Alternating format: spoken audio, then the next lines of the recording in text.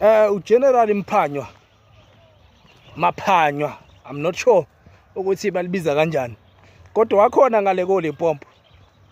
Wenza amanga uGeneral manje. Kahle kahle oGeneral nje bale South Africa abangazona izigebengu, abangazona ingcelebane, benza amanga. Ufike la uGeneral Maphanywa wakhuluma ukuthi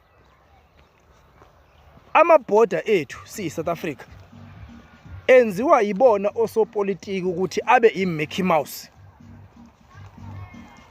Naqeda bamgxeka futhi bona mengabe ekhuluma kanjalo esitshela ku SABC ukuthi obani abasabothasha amabhoda ethu. Namgxeka. Usebedane wasuka ke wahamba walapha eIran ngaphandle ukuthi azise umongameli wenu. Ayasaba kamagwala manje ngoba awazi ukuthi ubeyokwenzani lapha eIran. Uyazi mengase lapha eIran bafike nje bamnikeza izikhali bese neRussia imnikeze izikhali.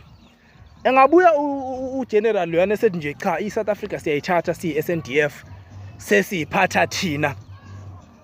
Soze sinikeze thina umuntu oyobeka abantu bale South Africa phambili. Bathi nje sisalithatha izwe sisalungisa kancane. Kungasa kusasa siphethwe imilitary, siphethwe iSNDF le South Africa. Esingakujabulela ke thina siyabahlali ngoba lokho kusho ukuthi noma ubugebengu lobo benzekala la eSouth Africa, noma ubugebengu bosopolitiki lo esesibabonile, even uGeneral Mkhwanazi usebavezile engayena okuqala. Kahle kahle mebengahlangana nje labo general, hayi bangayiphatha iSouth Africa futhi ingaba sezandleni ezi-right, singaba safe.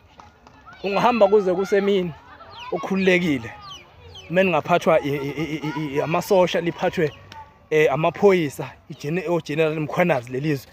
Singakhululeka siyabantu, hayi lento ekuthiwa sikwi-freedom, kuthiwa ukwi-freedom kodwa uzibone cha angikho kwi-freedom la. I-freedom yabantu abathile abavotela iqembu elithile.